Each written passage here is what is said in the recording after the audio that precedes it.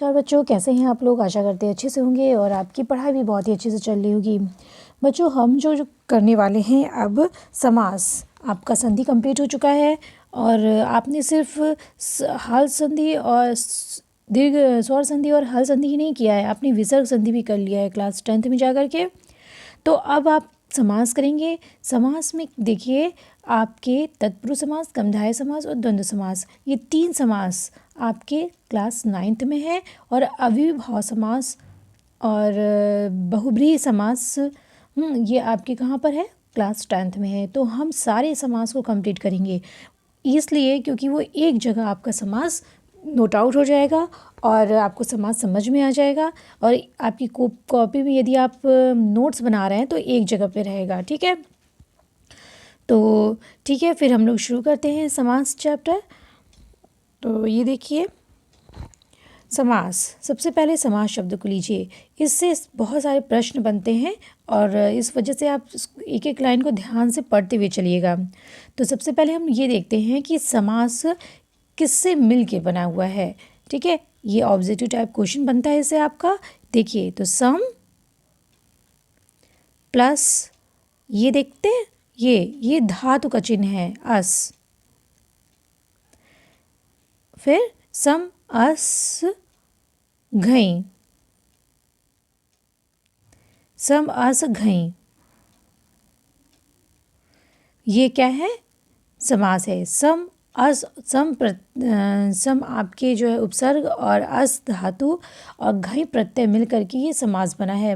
तो जब भी कभी ये क्वेश्चन पूछे कि समास किन शब्दों से मिलके बना है, कैसे बना है, तो सम आप बताएंगे आप समास सम अस घई से मिलकर के समास की उत्पत्ति हुई है, समास बना है। ठीक है, और अब ये देखिए दूसरी चीज़ हम आपको बता दें कि समास का मतलब क्या होता है। ठीक है, ये एक इससे प्रश्न बनता है कि समास कैसी विधि है। तो भाई समास पद विधि है। कैसी विधि है भाई, पद विधि है।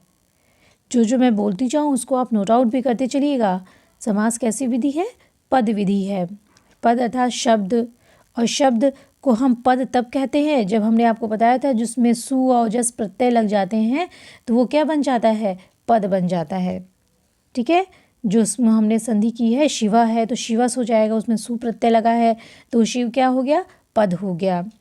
अनेक पदानाम एक पदीय भवनम समासः। अनेक पदानाम यानी कि अनेक पद कहते हैं समास के संदर्भ में कि अनेक पदानाम एक पदी भवनम समासः, अर्थात अनेक पद से एक पद जब हो तो क्या हो जाए, वो समास हो जाए। अनेक ढेर सारे पद हैं उसका एक शब्द हो जाए तो वो क्या हो जाए, समास हो जाए। समास की जैसे हमने आपको बताया था संधि में कि परसन्निकर्ष संहिता, आप समझ जाइए क्या करता है, संधि है। संधि की परिभाषा है कि परः सन्निकर्षः, ठीक है, संहिता। संधि क्या करती है, संहिता करती है। जो सबसे निकट होते हैं ये ह है, परसन्निकर्ष संहिता, ये संधि है। ये आपकी संधि की एक तरह से परिभाषा है। और समास की आप परिभाषा लेंगे तो क्या आ जाएगा, बस एक शब्द में सम सनम समासम, सम सनम समासम। ठीक है, तो आप क्या करेंगे कि यदि सम सनम समासम आ गया तो समास की परिभाषा सम सनम समासम, अर्थात संक्षेपीकरण ही समास है। सम सनम समासम का अर्थ क्या हुआ, संक्षेपीकरण ही, समसनम संक्षेपीकरण ही समास है। और परः सन्निकर्ष संहिता किसका उदाहरण है, संधि का उदाहरण है। ठीक है, तो अब चलिए हम लोग इसको पढ़ना शुरू करते हैं। क्या लिखा है आपकी बुक में, दो या अधिक पदों को इस प्रकार मिलाना कि उनके आकार में कमी आ जाए। हमने कहा ना सम सनम समासम, अर्थात आप इसको ध्यान में रखते हुए चलिए, सम सनम समासम।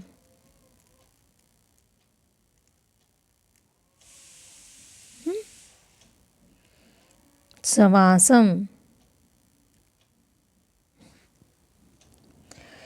तो आप इसको ध्यान में रखते हुए चलिए। और दो या अधिक पदों की इस प्रकार मिलाना कि उनके आकार में कमी आ जाए और अर्थ भी पूरा पूरा निकल जाए। इसी संक्षेप की क्रिया को समास कहते हैं। आया ना संक्षेप, यानी कि जो संक्षेपीकरण होता है वही समास होता है। शब्दों का संक्षेपीकरण ही समास कहलाता है। जैसे बता दिया, नराणाम पति, नराणाम पति नरपति। ठीक है। राज्ञः पुरुषः, राजपुरुषः। नरों के पति कौन है? नरपति।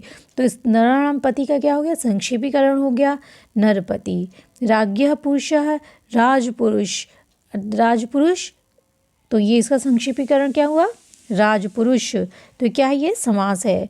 यहाँ पर नराणाम पति का वही अर्थ है जो नरपति का है, किंतु नरपति आकार में क्या हो गया है? छोटा हो गया है। इस कारण से इसमें क्या हो गया? समास हो गया। ठीक। संधि में क्या होता है? संधि में जो वर्ण होते हैं, शब्द हैं, शब्दों के जो अंतिम वर्ण होते हैं उनके में संधि होती है। परसन्निकर्ष संहिता, जो सबसे निकट होते हैं जो वर्ण, उनमें संहिता होती है, उन्हीं में संधि होती है। लेकिन समास में क्या होता है कि समास में शब्दों का संक्षेपीकरण हो जाता है। ढेर सारे शब्द हैं, उनको संक्षेप कर दिया जाता है। ठीक है। तो शब्दों के संक्षेपीकरण को समास कहते हैं और वर्णों के संहिता को संधि कहते हैं। समास कितने प्रकार के होते हैं? आपकी बुक में समास 6 प्रकार के हैं। अव्ययभाव समास, पूर्व, इसमें ये बहुत शॉर्टकट में लिखा हुआ है, इसी को आप याद हमेशा रखिएगा। जब पूर्व पद की प्रधानता अर्थात पहला पद प्रधान होता है तो वो कौन सा समास होता है? अव्ययभाव समास। ऑब्जेक्टिव टाइप क्वेश्चन है। उत्तर पद की जब प्रधानता होती है तो उत्तर तत्पुरुष समास होता है। और विशेषण और विशेष का समास कैसे कहते हैं हम? कर्मधारय समास को। जिसमें विशेषण और विशेष दोनों आ जाए वो कर्मधारय समास होता है। संख्यावाची शब्द आ जाए तो वो द्विगु समास होता है। और अन्य पद की प्रधानता हो, ठीक है, जिसमें 2 पद हों, इसमें न ही पूर्व पद प्रधान हो और न ही उत्तर पद प्रधान हो, इसमें कोई अन्य पद प्रधान होता है, तब वो क्या होता है? बहुब्रीहि समास होता है। दोनों पदों की जब प्रधानता होती है, जब दोनों पद प्रधान हो तब क्या होता है? द्वंद्व समास होता है। ये शॉर्ट में आपको बता दिया है और इससे ऑब्जेक्टिव टाइप क्वेश्चंस भी बनते हैं। हाँ, जब ऐसे बता देगा दोनों पद की प्रधानता हो उसमें कौन सा समास है, ठीक है, आप 4 ऑप्शन दे देगा, आपको चूज़ करना रहेगा। तो वो दोनों पद की जब प्रधानता होती है तो उसमें द्वंद्व समास होता है। ठीक है, तो इतना आप समझ ही चुके हैं। अब हम बात कर रहे थे आपकी बुक में 6 प्रकार के समास हैं। अब जानकारी के लिए अब जान लीजिए कि लघु सिद्धांत कौमुदी में समास जानते क्या होता है? समासः पंचधा, अर्थात लघु सिद्धांत कौमुदी में समास सिर्फ 5 प्रकार के हैं। जो वरदराज द्वारा रचित है लघु सिद्धांत कौमुदी आपके व्याकरण, वो उसमें सिर्फ 5 प्रकार के समास हैं। कौन कौन से समास हैं? केवल समास है, अविभाव समास है, तत्पुरुष समास है, द्वंद्व समास है, बहुब्रीहि समास है। उसमें कर्मधारय समास को तत्पुरुष समास में ही इंक्लूड कर दिया है। ठीक है, जैसे जैसे आप बड़े क्लासेस में जाएंगे वैसे वैसे ये समासों की जो संख्या है वो घटती चली गई है। ठीक है, और ये समास को हम वृत्ति भी कहते हैं। एक प्रश्न आपका और बनता है कि समास को हम क्या कहते हैं? वृत्ति भी कहते हैं। ठीक है, तो ये आप नोट आउट करते हुए चलिए जो जो हम बोल रहे हैं। अब आपका पहला है तत्पुरुष समास। तो तत्पुरुष समास का सूत्र क्या है? उत्तर पद प्रधानः तत्पुरुषः। जो आपने हिंदी में पढ़ा अभी कि जिसमें उत्तर पद प्रधान होता है वो तत्पुरुष होता है, वही चीज़ संस्कृत में है कि उत्तर पद प्रधानः तत्पुरुषः। यदि आप संस्कृत के शब्दों को इस्तेमाल करते हैं, संस्कृत वाक्य इस्तेमाल करते हैं, तो ये तो एक प्रभावशाली भी होता है और आप अपनी बुक में कॉपी पे लिखते हैं तो आपको फुल मार्क्स भी मिलते हैं। ठीक, तो अच्छा होगा कि आप सूत्रों को याद करिए। उत्तर पद प्रधानः तत्पुरुषः। जिस समास में उत्तर पद के अर्थ की प्रधानता हो उसे तत्पुरुष समास कहते हैं। ठीक है, वाक्य प्रयोग में लिंग, विभक्ति तथा वचन का प्रयोग भी उत्तर पद के अनुसार ही होता है। जो बाद वाला पद होता है ना, उसी के अनुसार ही लिंग, विभक्ति और वचन लगाए जाते हैं। जैसे देव मंदिरम का विग्रह हम करेंगे तो देवानाम मंदिरम, देवानाम मंदिरम, देवताओं का मंदिर। मंदिर किसका है? देवताओं का है। तो इसमें उत्तर पद की प्रधानता है मंदिर। जब मंदिरम नहीं कहेंगे तो फिर देवताओं का मतलब क्या रह जाएगा? देवानाम मंदिरम। तो देवताओं का मंदिर। इसमें षष्ठी विभक्ति बहुवचन का प्रयोग किया गया है। देव में देवानाम रामाणाम, तो ये क्या है देवानाम, षष्ठी विभक्ति बहुवचन है। तो इसमें षष्ठी तत्पुरुष समास हो गया ना, विभक्ति के अनुसार ही तत्पुरुष समास को विभक्त किया गया है।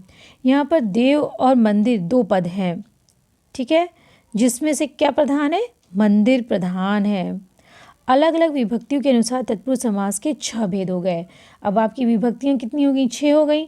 तो आपकी जो समास हैं वो भी आपके कितने हो गए, तत्पुरुष समास 6 प्रकार के हो गए। पहला है द्वितीय तत्पुरुष समास। देख लीजिए, द्वितीय तत्पुरुष समास को हम लोग देख लेते हैं। इसमें पूर्व पद द्वितीय विभक्ति का होता है। अभी आप देखिए ऊपर कि देवानाम मंदिरम था ना, तो उसमें षष्ठी था, षष्ठी विभक्ति लगी थी, लेकिन विभक्ति में यदि द्वितीय विभक्ति लगी रहे तो आप समझ जाइए कि उसमें द्वितीय तत्पुरुष समास है। तो समास करने पर द्वितीय विभक्ति का लोप हो जाता है, और फिर हम जब उसका समास करेंगे तो द्वितीय विभक्ति क्या हो जाएगा, लोप हो जाएगा, और जब विग्रह करेंगे तो द्वितीय विभक्ति लग जाएगी। कृष्णम श्रितः, कृष्णाश्रितः, ये बहुत फेमस आपको उदाहरण दिया हुआ है द्वितीय तत्पुरुष समास का। इस ठीक है, 1 से 2 बार जब आप पढ़ेंगे तो आपको लर्न हो जाएगा। कृष्णम श्रितः, कृष्णाश्रितः, दुखम अतीतः, दुखातीतः, गजम आरूढ़ः, गजारूढ़ः, शरणम आगतः, शरणागतः, सुखम प्राप्तः, सुख प्राप्त, सुखम प्राप्त, सुख की प्राप्ति। अब आप इसका जो है हिंदी में जब पढ़ेंगे तो आप देखेंगे उसमें की या को लगेगा ही लगेगा। भयम आपन्नः, भयापन्नः, भयम आपन्ना, भयापन्नः, ठीक है। तो ये आपकी द्वितीय तत्पुरुष समास का क्या था, उदाहरण था। अब द्वितीय तत्पुरुष समास को बच्चों एक तरह से हम और भी समझ सकते हैं कि जब एक आप याद कर लीजिए थोड़ा सा ट्रिक के रूप में, कि जब किसी भी पद में आपके श्रितः, ठीक है, श्रित, अतीत, ठीक है, गत, प्राप्त, आपन्न, यदि श्रित, अतीत, गत, प्राप्त, आपन्न, इन्हें आप याद कर लीजिए। इसके साथ यदि कोई शब्द लग के समास हो रहा है तो आप समझ जाइए कि क्या है, ये द्वितीय तत्पुरुष समास है, और हमें उसकी जो विग्रह करना है उसमें द्वितीय विभक्ति लगा देनी है, ठीक है। तो श्रित, अतीत, गत, प्राप्त, आपन्न जिस भी शब्द के साथ समास होगा, जिस भी शब्द में आएगा तो आप समझ जाइए उसमें कौन सा समास है, द्वितीय तत्पुरुष समास है, ठीक। श्रित, अतीत, गत, प्राप्त, आपन्न, ये आपका क्या है, द्वितीय तत्पुरुष समास है। तो लगभग इसी जो है शब्दों पर आधारित जो है आपके प्रश्न पूछे जाते हैं, ये शब्द लगे होते हैं उसमें प्रश्न पूछे जाते हैं। तो इसे आप याद कर लीजिए, श्रित, अतीत, गत, प्राप्त, आपन्न, ये क्या है, आपका द्वितीय तत्पुरुष समास है, ठीक है। अब ऐसे ही छोटे छोटे वीडियो के माध्यम से हम लोग समास को भी समझेंगे। जैसे हम लोग संधि समझे थे, तो अब ज़्यादा हम लोग बहुत ही स्पीड से नहीं पढ़ेंगे, नहीं तो आप कंफ्यूज हो जाएंगे और समझने में आपको दिक्कत आएगी, और नोट्स भी बनाते हुए चलिए। तो तृतीय तत्पुरुष समास हम लोग अगले वीडियो में पढ़ेंगे, और इसके ट्रिक के साथ में ये कैसे इसको समझ पाएँ। जैसे द्वितीय तत्पुरुष समास में श्रित, अतीत, गत, प्राप्त, आपन्न शब्द के साथ में ये होगा तो द्वितीय तत्पुरुष समास होगा। वैसे ही तृतीय तत्पुरुष समास में भी, चतुर्थी में भी, पंचमी में भी ऐसे ही शब्द जब लगेंगे तो आप समझ जाएंगे कि इसमें कौन सा समास लगेगा, ठीक है। तो अब हम लोग अगले वीडियो में तृतीय तत्पुरुष समास पढ़ेंगे और उसको अच्छे से समझने की कोशिश करेंगे, और आशा करते हैं कि जो आज आपने पढ़ा है, जो एक्स्ट्रा हमने बताया है, उसका आप नोट्स बनाते हुए चलेंगे, ठीक है। संधि, समास, ये सब बहुत महत्वपूर्ण है व्याकरण में, और सिर्फ आपके क्लास में नहीं, आगे के क्लासेस में भी और प्रतियोगी परीक्षाओं में भी बहुत ही महत्वपूर्ण है। तो बच्चों, ये वीडियो आपको कैसा लगा ज़रूर बताइएगा, और अच्छा लगा हो तो लाइक कर दीजिए, अपने दोस्तों को शेयर भी कर दीजिए ताकि वो भी इसका लाभ उठा सकें। और अभी तक यदि आपने सब्सक्राइब नहीं किया है तो सब्सक्राइब भी कर लीजिए, ताकि और बेल बटन दबा दीजिए ताकि जो भी मैं वीडियो डालूँ तो आप तक पहुँच सके। तो मिलते हैं अगले वीडियो में। नमस्कार।